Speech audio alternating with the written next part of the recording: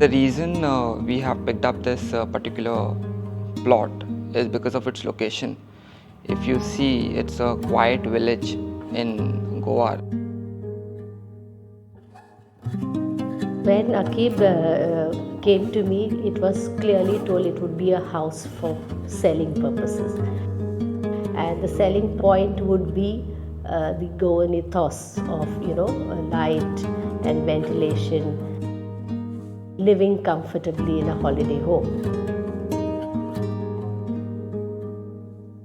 This particular place caught me with that it still had the old school charm. The architect was very, very careful, I think, in keeping that. I mean, she's actually taken trouble to incorporate the old shell and then add new.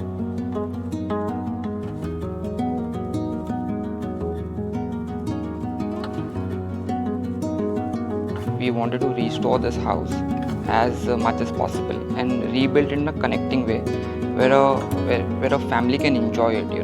It has to be more like a family house, and we tried to bring a lot of natural material which were locally available in Goa.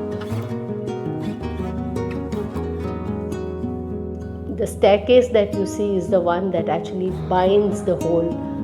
It's a vertical binding space. When we speak of open plan layouts, that's another vista that we look, and we look at the vertical element of actually linking and lighting up the space. So the central space becomes the staircase. To connect the old structure and the new structure is a difficult part. But if you know the technical part of it, how to handle that detail, I think you cannot go wrong. Falling water is always again another therapeutic factor in terms of sound levels, and most holiday homes would like to have the sound of the water, the feel of the water, and as you open up the whole back, you're facing the pool, and that is where holiday happens. Everyone is sitting around a pool and nibbling something, and that's why the dining cum kitchen is one space which becomes the family space.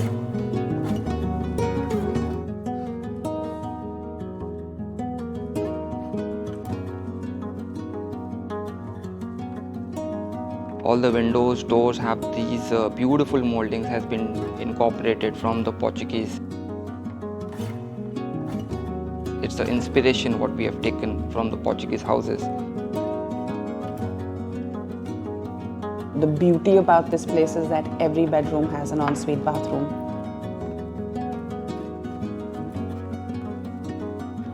And that's it. I mean, the fact that this place had space, light, and was airy.